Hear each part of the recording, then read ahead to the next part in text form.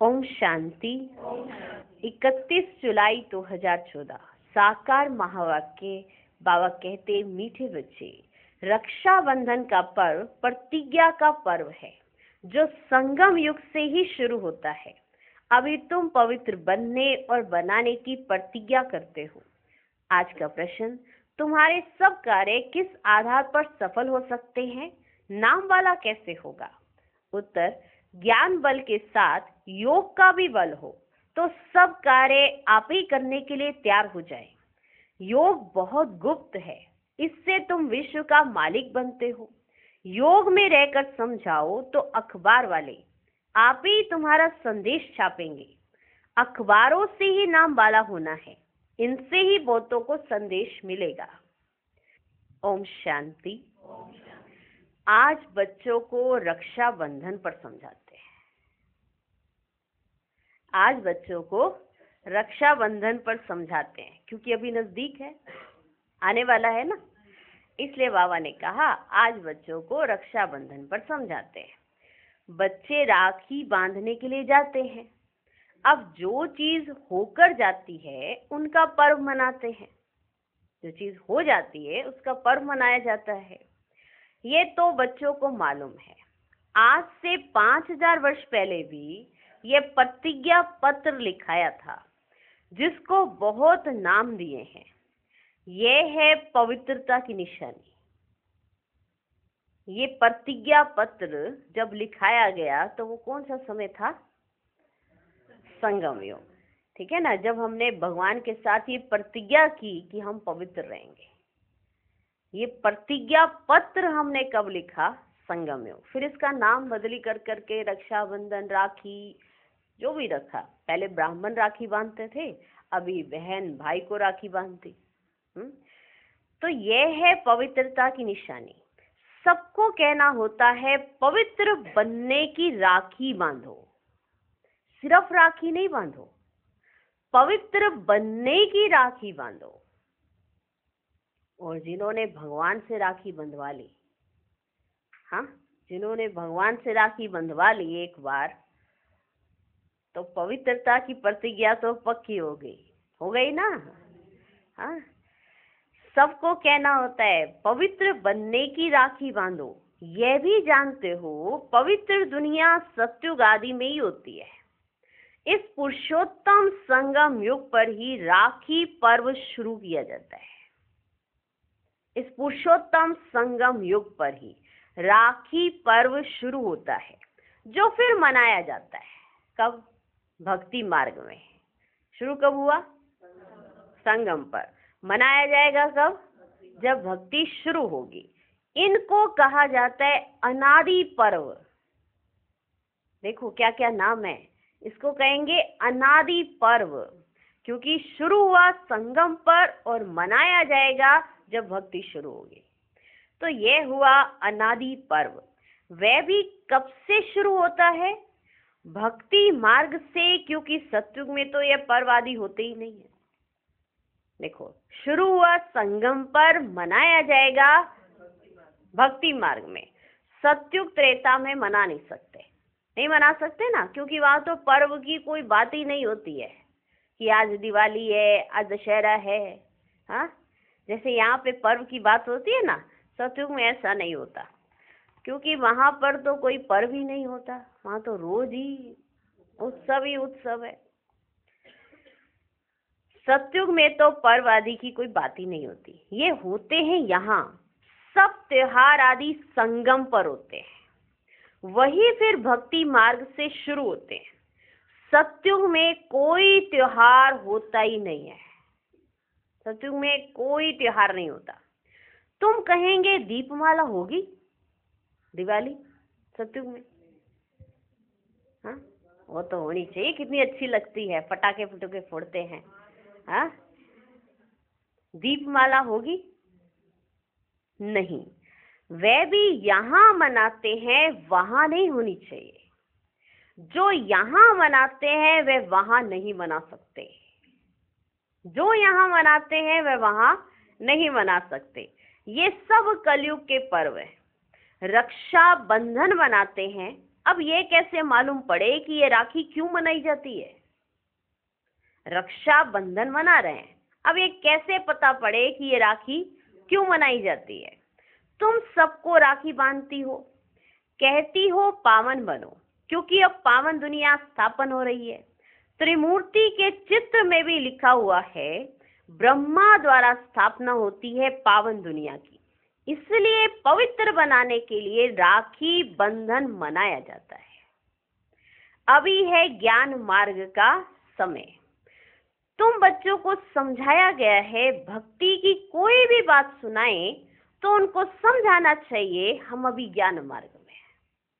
कोई भी आपको भक्ति की बात सुनाए तो उनको क्या समझाओगे कि अभी हम ज्ञान मार्ग में हैं। ज्ञान सागर एक ही भगवान है जो सारी दुनिया को वॉइसलेस बनाते हैं। भारत वॉइसलेस था तो सारी दुनिया वॉइसलेस थी। भारत को वॉइसलेस बनाने से सारी दुनिया वॉइसलेस हो जाती है। क्या वंडरफुल बात है। भारत को वॉइसलेस बनाने से सारी दुनिया वॉइसलेस हो जाती है। भारत को वर्ल्ड नहीं कहेंगे, सिर्फ अकेले भारत को वर्ल्ड नहीं कहेंगे, लेकिन भारत पावन तो सारी दुनिया पावन। भारत तो एक खंड है वर्ल्ड में। बच्चे जानते हैं नई दुनिया में सिर्फ एक भारत खंड होता है। भारत खंड में जरूर मनुष्य भी रहते होंगे, सिर्फ खंड ही खंड तो नहीं, मनुष्य भी रहते होंगे। भारत सचखंड था। सृष्टि के आदि में देवता धर्म ही था, उसको ही कहा जाता है निर्विकारी पवित्र धर्म, जिसको 5000 वर्ष हुए। अभी ये पुरानी दुनिया बाकी थोड़े रोज है, थोड़े रोज है। कितना दिन वॉइसलेस बनने में लगते हैं बताओ? कितना दिन लगता है वॉइसलेस बनने में? टाइम तो लगता है। यहाँ भी पवित्र बनने का पुरुषार्थ करते हैं। सबसे बड़ा उत्सव तो यह है, कौन सा? रक्षाबंधन। सबसे बड़ा उत्सव, क्योंकि अगर रक्षाबंधन में पवित्रता का व्रत ले लिया तो बस बन जाएंगे जल्दी वॉइसलेस। सबसे बड़ा उत्सव तो ये है। प्रतिज्ञा करनी चाहिए बाबा, हम पवित्र तो जरूर बनेंगे। ये उत्सव सबसे बड़ा समझना चाहिए, सबसे बड़ा समझना चाहिए उत्सव। सब पुकारते भी हैं हे परम पिता परमात्मा, ये कहते हुए भी परम पिता बुद्धि में नहीं आता। परम पिता परमात्मा कह रहे हैं पर परम पिता बुद्धि में नहीं आता। तुम जानते हो परम पिता परमात्मा आते हैं जीव आत्माओं को ज्ञान देने। आत्मा परमात्मा अलग रहे बहुकाल। ये मेला इस संगम युग पर ही होता है। कौन सा मेला? आत्माएं जब परमात्मा पिता से मिलती हैं, ये मेला कब होता है? सिर्फ संगम युग पर ही होता है। कुंभ का मेला भी इसको कहा जाता है, इसलिए उन्होंने कुंभ का मेला बना दिया है।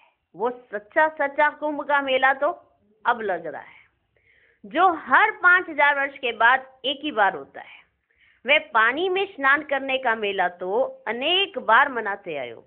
वह है भक्ति मार्ग और यह है ज्ञान मार्ग। कौन सा मार्ग? ज्ञान मार्ग।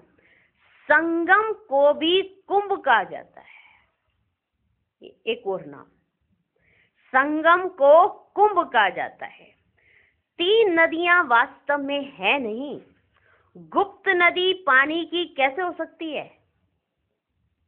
कहते हैं ना 3 नदियों का संगम होता है, लेकिन तीसरी नदी कोई गुप्त है ही नहीं। नदी हो और गुप्त हो, ऐसे कैसे हो सकता है? गुप्त नदी पानी की कैसे हो सकती है? बाप कहते तुम्हारी ये गीता गुप्त है, तो ये समझाया जाता है तुम योग बल से विश्व की बादशाही लेते हो। इसमें नाच तमाशा आदि कुछ भी नहीं है। विश्व की बादशाही लेते हो, कोई नाच तमाशा करने की तो कोई बात ही नहीं है। कितने वो करते हैं ना, भक्ति मार्ग में कितना सब कुछ किया जाता है। वह भक्ति मार्ग पूरा आधा कल्प चलता है और ये ज्ञान चलता है, ये ज्ञान चलता है, ये ज्ञान चलता है एक लाइफ, एक लाइफ, ये ज्ञान चलता है एक लाइफ। फिर 2 युग हैं ज्ञान की प्रारब्ध, ज्ञान नहीं चलता है, ज्ञान की प्रारब्ध चलती है सतयुग त्रेता में, ज्ञान नहीं चलता है। भक्ति तो द्वापर कलयुग से चली आई है, ज्ञान सिर्फ एक ही बार मिलता है, फिर उसकी प्रारब्ध 21 जन्म चलती है। अभी तुम्हारी आंखें खुली हैं, खुल गई हैं, खुली कि नहीं, खुल गई। भक्ति मार्ग कितना समय चलता है और ज्ञान मार्ग कितना समय चलता है, ज्ञान की प्रारब्ध कितना समय चलती है। ये नहीं कहेंगे सतयुग त्रेता ज्ञान, नहीं, प्रारब्ध। अभी तुम्हारी आंखें खुली हैं, आगे तुम अज्ञान नींद में थे, अब राखी बंधन पर ब्राह्मण लोग राखी बांधते हैं। तुम भी ब्राह्मण हो, वह है कुक वंशावली, तुम हो मुख वंशावली। भक्ति मार्ग में कितनी अंधश्रद्धा है, दुबन में फंसे हुए हैं। दुबन माना दलदल, दलदल में पांव फंस पड़ते हैं ना, तो भक्ति के दुबन में मनुष्य फंस जाते हैं और एकदम गले तक आ जाते हैं, गले तक आ जाते हैं। दलदल में कोई फंसा, उसे लगता है मैं निकल जाऊंगा, फिर जब गले तक आ जाते हैं तो कहते बचाओ, है ना, जब निकलने की कोई उम्मीद नहीं होती है, एकदम गले तक आ जाते हैं। तब बाप फिर आते हैं बचाने, और कहाँ से बचाते हैं, चोटी से। याद करा देते हैं कि तुम ब्राह्मण चोटी हो, तब बाप फिर आते हैं बचाने। जब बाकी चोटी रहती है ना पकड़ने के लिए, अब जैसे दलदल में कोई धंस रहा हो और उसकी छोटी छोटी बार हो, तो बचाया जा सकता है कि नहीं, कमाल है। यही हो, अच्छा, दलदल में कोई फंस रहा हो और उसकी रह गई बस छोटी छोटी, इसलिए ब्राह्मण चोटी गए हुए हैं, हाँ, क्योंकि ब्राह्मणों को चोटी से पकड़ के निकाला, इतना दब गए थे। जिसका जो दिल आया वो कहते चले गए, करते चले गए, कहते चले गए, करते चले गए, तो भक्ति में दुबन में फंस गए और एकदम गले तक आ जाते हैं। तब बाप फिर आते हैं बचाने। जब बाकी चोटी रहती है ना, पकड़ने के लिए तो चाहिए ना, पकड़ने के लिए कुछ तो चाहिए। बच्चे बहुत मेहनत करते हैं समझाने की, करोड़ों मनुष्य एक एक के पास जाना, मेहनत लगती है, एक एक के पास जाना, राखी बांधना, सब ऐसा कुछ करना, तो मेहनत तो है ना, कि नहीं है, मेहनत तो लगती है ना। तुम्हारी बदनामी अखबारों द्वारा हुई है कि ये भगाते हैं, घर बार छुड़ाते हैं, बहन भाई बनाते हैं।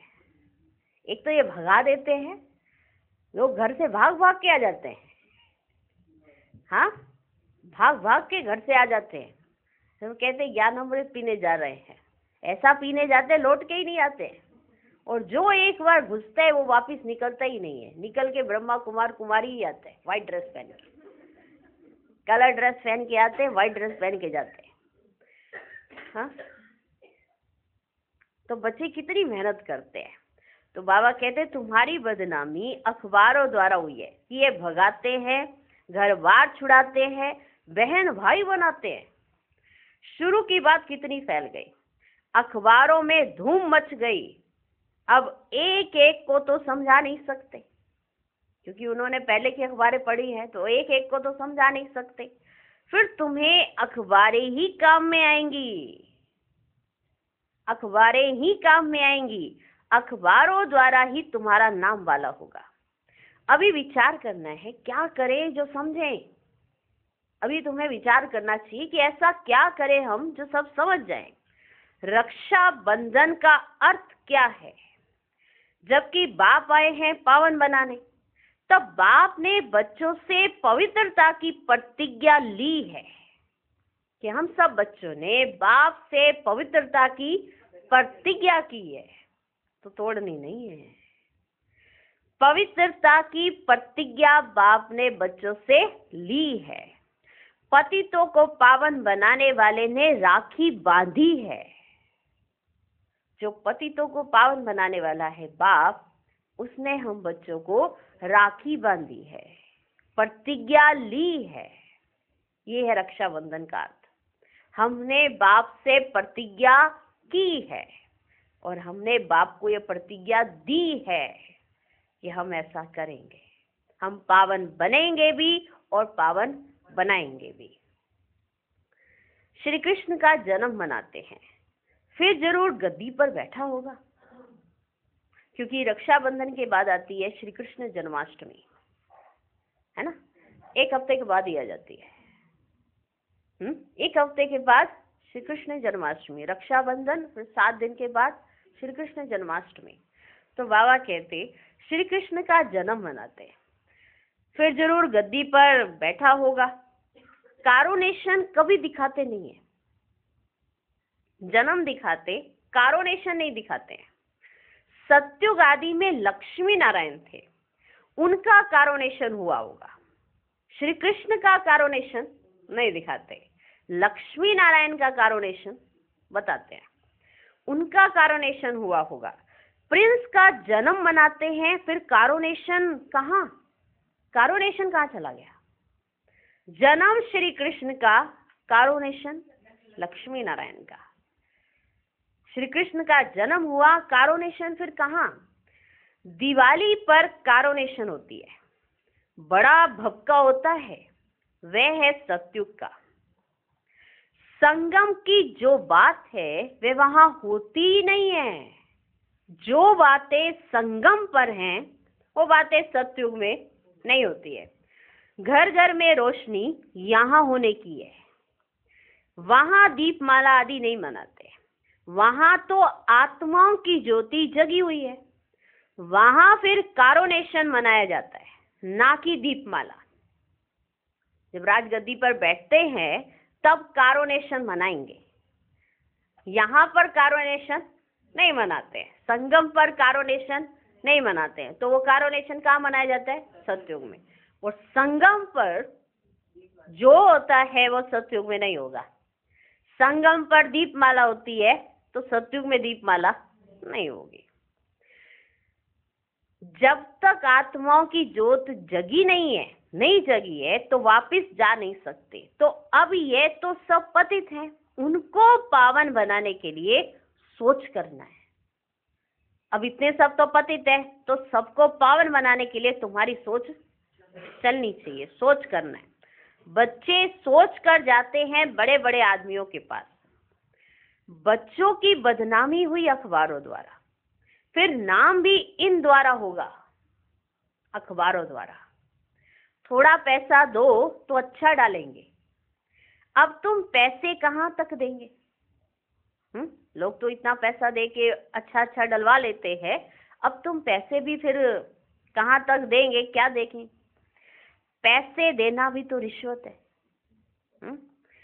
बेकायदे हो जाता है ना। देखो बच्चे, अगर तुम पैसे दे के कुछ ऐसा डलवाते हो तो ये भी बेकायदे हो जाता है।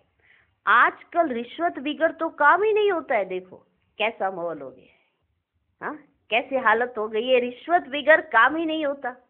तुम भी रिश्वत दो, वो लोग भी रिश्वत दे, तो दोनों तो फिर एक ही हो जाए ना। देखो बाबा कैसे समझ दे रहे हैं। तुम भी रिश्वत दो और वो भी रिश्वत दें, फिर तो दोनों एक ही हो जाए।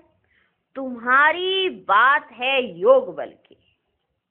तुम जितना याद में रहकर किसको समझाएंगे तो उनको तीर लग जाएगा, फिर वो डालेंगे। तुम्हारी बात है योग बल की। योग बल इतना चाहिए जो तुम कोई से भी काम करा सको, रिश्वत देनी ना पड़े, काम करा सको। भू भू भू भू करते रहना है, उनको सुनाते रहो। उनको एक दिन जरूर याद आ जाएगा कि कौन सुनाने आया था, डालते हैं। हाँ, भू भू करते रहना है। ज्ञान का बल तो तुम्हारे में भी है। इन चित्रों आदि में ज्ञान है और योग गुप्त है। अपने को आत्मा समझ बाप को याद करना है। बेहद का वर्षा लेने के लिए किसे याद करना है? वह है ही गुप्त, जिससे तुम विश्व के मालिक बनते हो। कहाँ भी बैठ तुम याद कर सकते हो। सिर्फ यहाँ बैठकर योग नहीं, साधना है। सिर्फ यहाँ बैठकर योग नहीं, साधना है। ज्ञान और याद दोनों सहज है, दोनों के दोनों सहज है। सिर्फ 7 दिन का कोर्स लिया, बस कहीं भी जाओगे तो याद की यात्रा में रहो, जास्ती दरकारी नहीं। 7 दिन का कोर्स लिया, बस जास्ती दरकारी नहीं। फिर तुम जाकर औरों को आप समान बनाओ। जिसको खुद समझ आ जाता है ना, वो दूसरों को जरूर सुनाता है। बाबा उससे ही अंदाजा लगा लेता था कि ये कौन सी आत्मा है, कि जो सुना वो दूसरों को सुनाया तो पता पड़ जाता है। फिर तुम जाकर औरों को आप समान बनाओ। बाप ज्ञान का, शांति का सागर है। ये 2 बातें हैं मुख्य, बस ज्ञान का और शांति का सागर है। कौन? बाबा। इनसे तुम शांति का वर्षा ले रहे हो। याद भी बड़ी सूक्ष्म है, याद भी बड़ी सूक्ष्म है, गुप्त है। आज विशेष बाबा बात कर रहे हैं, याद बड़ी गुप्त है, सूक्ष्म है। तुम बच्चे भल बाहर में चक्कर लगाओ, बाप को याद करो। चक्कर लगाने भल कहीं भी जाओ, पर क्या करो? बाबा को याद करो। पवित्र बनना है, दैवी गुण भी धारण करना है। कोई भी अवगुण नहीं होना चाहिए, कोई भी अवगुण नहीं होना चाहिए। काम का भी भारी अवगुण है, भारी अवगुण है। बाप कहते अब तुम पतित मत बनो। भल स्त्री सामने हो, तुम अपने को आत्मा समझ मुझ बाप को याद करो।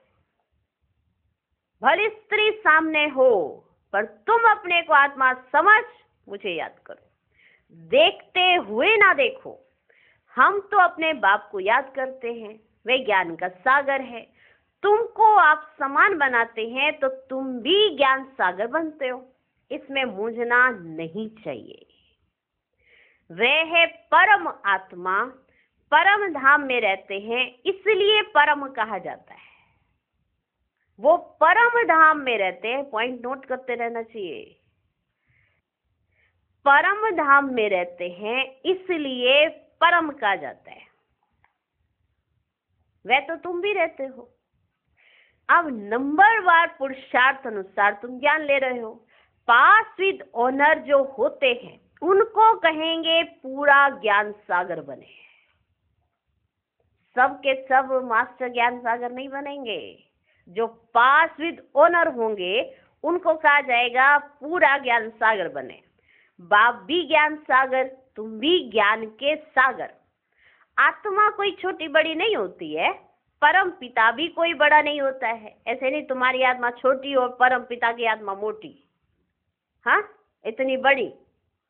जैसे उन्होंने तो दिखा दिया ना, हजारों सूर्यों से तेजों में, तो इतना प्रकाश है कि पता नहीं कितनी आत्माएं लगा दो तब जाके इतना प्रकाश हो। ऐसा नहीं है। जैसे आपकी आत्मा वैसे परम पिता परमात्मा की आत्मा, गुणों में अंतर है। इसलिए अगर आत्मा का या परमात्मा का साक्षात्कार हो भी जाए ना तो समझ नहीं आएगा किसका साक्षात्कार हुआ है। बैठे बैठे अगर एक लाइट दिख भी जाए तो पता नहीं लगा सकते कि अपनी आत्मा दिख रही है, किसकी आत्मा दिख रही है, ये परम पिता परमात्मा दिख रहा है। अंदाजा नहीं लगा सकते, क्योंकि आत्मा दिखती ही एक छोटी सी बिंदी है। हाँ, तो बाबा कहते आत्मा कोई छोटी बड़ी नहीं होती है, परम पिता भी कोई बड़ा नहीं होता। ये जो कहते हैं ना हजारों सूर्यों से तेजों में, ये सब है गपोड़े बच्चे। ये गपोड़े लगा दिए, पता तो था नहीं तो सारे गपोड़े मार दिए। कारण कि परमात्मा अलग दिखे थोड़ा सा, क्योंकि हम सब आत्माएं तो छोटी बिंदी सी हैं और परमात्मा तो थोड़ा बड़ा ही होगा ना। तो ये सब है गपोड़े। बुद्धि में जिस रूप से याद करते हैं ना वह साक्षात्कार हो जाता है। जिस रूप से याद करते हैं वह साक्षात्कार हो जाता है। इसमें समझ चाहिए। आत्मा का साक्षात्कार व परमात्मा का साक्षात्कार बात एक हो जाएगी। आ गए ना वही बात। आत्मा का साक्षात्कार हो या परमात्मा का साक्षात्कार हो, बात तो एक ही हो जाएगी। बाप ने रियलाइज कराया है मैं ही पतित पावन ज्ञान का सागर हूँ। समय पर आकर सबकी सदगति करता हूँ। सबसे जास्ती भक्ति तुमने की है, फिर बाप तुमको ही पढ़ाते हैं। रक्षाबंधन के बाद श्री कृष्ण जन्माष्टमी होती है ना, होती है। 10 तारीख की रक्षाबंधन, 17 तारीख की जन्माष्टमी, 7 दिन का अंतर। 7 दिन पहले प्रतिज्ञा की, 7 दिन के बाद श्री कृष्ण जी का जन्म हो गया। हाँ, इस साल में 7 दिन, और वैसे संगम युग, पूरे सृष्टि चक्र का संगम युग 7 दिन के बराबर है। नहीं, वंडरफुल बात है नी। सबसे जास्ती भक्ति तुमने की है, फिर बाप तुमको ही पढ़ाते हैं। रक्षाबंधन के बाद श्री कृष्ण जन्माष्टमी होती है, फिर है श्री कृष्ण जन्माष्टमी के बाद क्या आता है? फिर है दशहरा। वास्तव में दशहरे के पहले तो श्री कृष्ण आ ना सके। ये क्या हो गया? हाँ, जब तक दशहरा ना हो तो श्री कृष्ण तो आ ना सके। बाबा कहते वास्तव में दशहरे के पहले तो श्री कृष्ण आ ना सके, दशहरा पहले होना चाहिए था, फिर श्री कृष्ण आना चाहिए था। लेकिन ये क्या हुआ? सही बात है ना, पहले दशहरा फिर श्री कृष्ण जन्माष्टमी, समझे? पर ये क्या हुआ? जैसे ही रक्षाबंधन हुआ 7 दिन के बाद श्री कृष्ण जन्माष्टमी आ गई, और फिर उसके बाद आएगा दशहरा। दशहरा पहले होना चाहिए, फिर श्री कृष्ण आना चाहिए। ये हिसाब भी तुम निकालेंगे। पहले तो तुम कुछ भी नहीं समझते थे, अभी बाप कितना समझदार बनाते हैं। टीचर समझदार बनाते हैं ना। अभी तुम जानते हो कि भगवान बिंदु स्वरूप है। क्या है? बिंदु स्वरूप है। झाड़ कितना बड़ा है, आत्माएं ऊपर में बिंदी रूप में रहती है। मीठे मीठे बच्चों को समझाया जाता है, वास्तव में 1 सेकंड में समझदार बनना चाहिए। 1 सेकंड में जो बाबा कहे वही उसी सेकंड समझ में आ जाए तो बन गए समझदार। अब बाबा आज कह रहे हैं, सोच रहे, अभी सोचेंगे, फिर समझदार बनेंगे, मंथन चलेगा, तब जाके हमारी समझ में आएगा। ऐसा तो नहीं होता है ना। सामने से बाबा कहे और 1 सेकंड में वो समझ में आ जाए तो उसे कहते समझदार। परंतु पत्थर बुद्धि ऐसे जो समझते ही नहीं तो है तो 1 सेकंड की बात। ये सब समझना 1 सेकंड की बात है। हद का बाप तो जन्म बाय जन्म नया मिलता रहता है ना। 84 जन्म होते हैं, नया बाप मिलता है। हाँ, लौकिक बाप तो हर जन्म में अलग होता है कि नहीं होता है?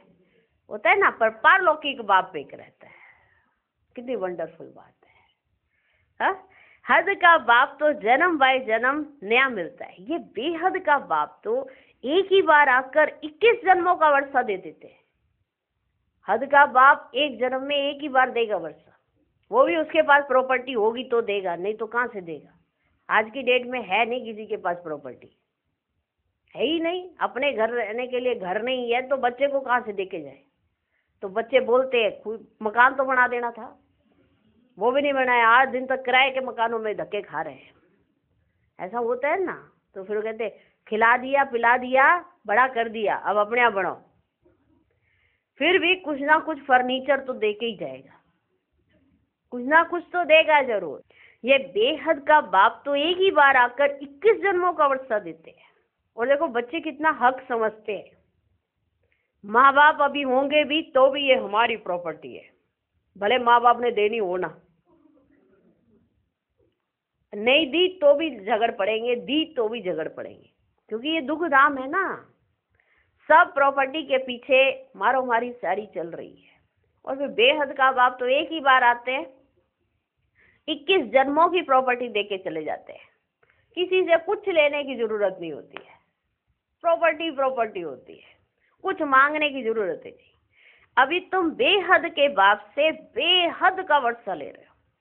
कहने की बात है 21 जन्म, लेकिन मिलता पूरे कल्प के लिए है, क्योंकि उसके बाद भी तो थोड़ा थोड़ा साथ चलता है। उसके बाद जैसे कर्म करते हैं उसका फल तो मिलता ही है, लेकिन फिर भी कुछ ना कुछ तो साथ चलता रहता है। तो बेहद का बाप बेहद का वर्षा देते हैं, आयु भी बड़ी हो जाती है। ऐसे भी नहीं 21 जन्म कोई एक बाप रहेगा। हाँ, देखो बाबा स्टेप बाय स्टेप सब समझाते जाते हैं। कैसे नहीं, सारी प्रॉपर्टी मैंने तुम्हें अभी दे दी और सतयुग त्रेता में तुम्हें एक ही बाप मिलेगा। हाँ, ऐसा नहीं।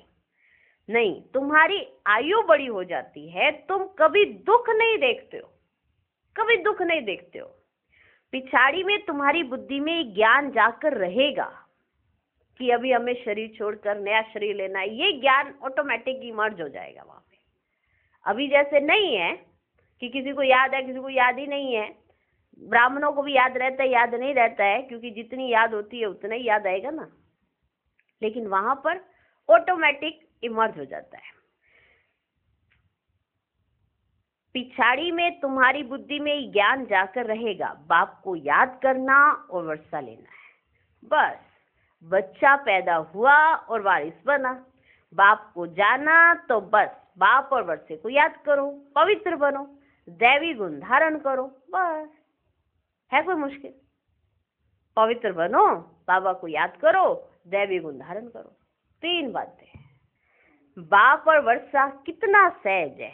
एम ऑब्जेक्ट भी आपके सामने है। अब बच्चों को विचार करना है, हम अखबार द्वारा कैसे समझाएं। त्रिमूर्ति भी देना पड़े, क्योंकि समझाया जाता है ना ब्रह्मा द्वारा स्थापना। हाँ, कई त्रिमूर्ति का चित्र उड़ा देती, सबको पजल कर देता है, इसको नहीं समझाएंगे, शिव बाबा को समझाएंगे। नहीं, स्थापना कैसे होगी फिर? शिव बाबा का परिचय बिना ब्रह्मा बाबा के परिचय दिए समझ नहीं आ सकता किसी को कि शिव बाबा कैसे बोलेंगे। फिर आप कहोगे बोलेंगे बोलेंगे, ऐसे कैसे बोलेंगे? हाँ, तो ये समझाना पड़े ना। ऐसे कोई आकाशवाणी तो होनी नहीं है, ये प्रेरणा से तो काम नहीं चलेगा। तो ब्रह्मा द्वारा स्थापना, विष्णु द्वारा पालना, ये सब समझाना पड़े। तो त्रिमूर्ति का चित्र बहुत अच्छा है। ब्राह्मणों को पावन बनाने बाप आया है, इसलिए राखी बंधवाते हैं, क्योंकि पावन बनना है, इसलिए संगम पर राखी बंधवाते हैं। पतित पावन भारत को पावन बना रहे हैं, हर एक को पावन बनना है, क्योंकि अब पावन दुनिया स्थापन होती है। कई पूछते हैं पावन क्यों बनना है? अभी तो मौज मस्ती करने का समय है, क्योंकि अभी नई दुनिया नहीं है, तो पावन बनना पड़े। तो पावन दुनिया स्थापन होती है। अभी तुम्हारे 84 जन्म पूरे हुए। जिसने बहुत जन्म लिए होंगे वे अच्छी रीति समझते रहेंगे। पिछाड़ी में आने वाले को इतनी खुशी नहीं होगी। जिसने कम जन्म लिए हैं उसको इतनी खुशी नहीं होगी, क्योंकि भक्ति कम की है ना, भक्ति कम की है, तो उसको इतनी खुशी, इतनी प्राप्ति महसूस नहीं होती है। भक्ति का फल देने बाप आता है। भक्ति किसने जास्ती की है यह भी अब तुम जानते हो। किसने जास्ती भक्ति की है यह भी अभी तुम जानते हो। पहले नंबर में तुम ही आए हो, तुमने ही अव्यभिचारी भक्ति की है। तुम भी अपने से पूछो, हमने जास्ती भक्ति की है या इसने? हाँ, पूछो पूछो पूछो, हमने जास्ती भक्ति की है या दीदी ने करी है? ज्यादा है? आपस में जहाँ जो बैठे हैं एक दूसरे से पूछो, मुंह से नहीं, अंदर अंदर पूछो। देखो जी, जितना ज्ञान जास्ती बुद्धि में होगा उतना जास्ती उसने भक्ति की होगी। सीधी सी बात है। दिल की भक्ति अंदर से अच्छी और उसकी बुद्धि में ज्ञान बहुत अच्छी तरह से स्पष्ट होएगा। तुम भी अपने से पूछो, हमने जास्ती भक्ति की है या इसने? सबसे तीखी जो सर्विस करते हैं जरूर उसने जास्ती भक्ति भी की है। तीखी सर्विस करते हैं जो, तीखी सर्विस माना जो ज्ञान अच्छा सुनाते और उनके अंदर ज्ञान भरा हुआ है। उनके चेहरे को, चलन को, सबको देखकर पता है, लगता है कि ये ज्ञान स्वरूप है, योग स्वरूप है। सबसे तीखी जो सर्विस करते हैं जरूर उसने जास्ती भक्ति की है। बाबा नाम भी लिखते हैं, नाम तो लिखते हैं बाबा। कुमार का है, जनक है, मनोहर है, गुलजार है। देखो दादियों के नाम आए। इन्होंने सबसे जास्ती भक्ति की है और ज्ञान भी कूट कूट के भरा हुआ है। जब भी कोई बात करेंगे तो ज्ञान के साथ ही करेंगे। कोई साधारण बात तो उनसे होती ही नहीं है। हम सब कभी कभी साधारण बातें भी कर लेते होंगे ना। घर में जाते तो साधारण हो गए, वैसे हो गए तो साधारण बात हो गई। जिसने जास्ती भक्ति की है उसके अंदर ज्ञान भरा रहता है, वो जब भी बात करेंगे तो ज्ञान की ही करेंगे। तो बाबा ने कहा, बाबा नाम तो लिखते हैं, कुमार का है, जनक है, मनोहर है, गुलजार है, नंबरवार तो होते हैं, यहाँ नंबरवार बिठा नहीं सकते। तो विचार करना है रक्षाबंधन का अखबार में कैसे डालें। वह तो ठीक है, मिनिस्टर आदि के पास जाते हैं, तो जैसे बाबा तो रूढ़ियान कर रहे हैं ना, तो बच्चियां तो सामने ही बैठी हैं, बाबा के बच्चे तो सामने ही बैठे हैं, तो बाबा ऐसे जैसे रूढ़ियान कर रहे हैं, ऐसे चिट चैट करते हैं। बच्चियों विचार करो कैसे डालें अखबार में, क्या डालें और कैसे डालें।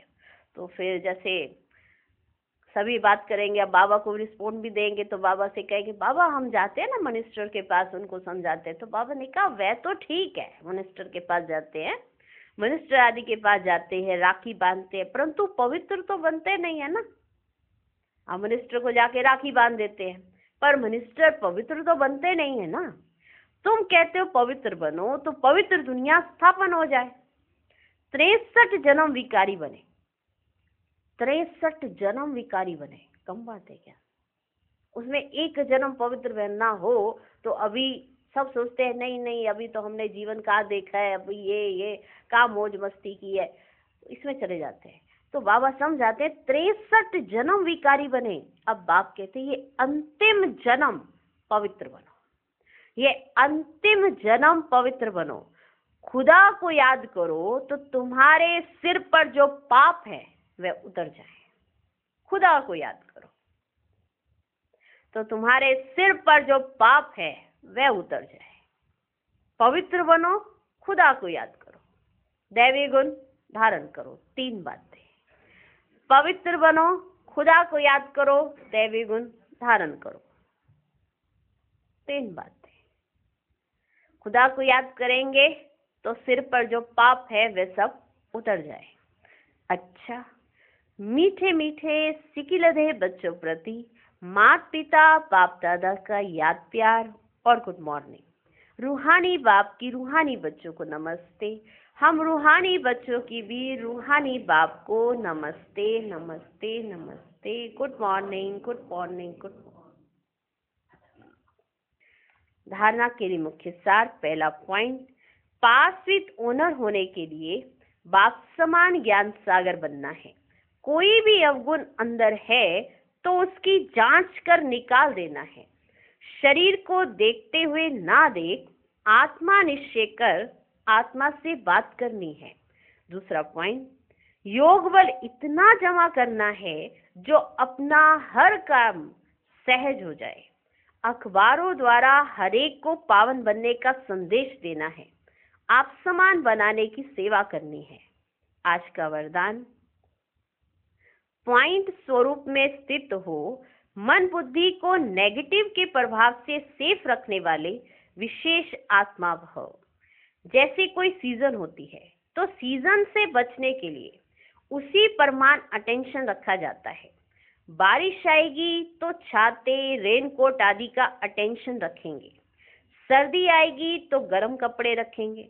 ऐसे वर्तमान समय मन बुद्धि में नेगेटिव भाव और भावना पैदा करने का विशेष कार्य माया कर रही है। इसलिए विशेष सेफ्टी का साधन अपनाओ। इसका सहज साधन है एक पॉइंट स्वरूप में स्थित होना। आश्चर्य और क्वेश्चन मार्क के बजाय बिंदु लगाना, अर्थात विशेष आत्मा बनना। आज का स्लोगन, आज्ञाकारी वह है जो हर संकल्प बोल और कर्म में जी हजूर करता है। ओम शांति।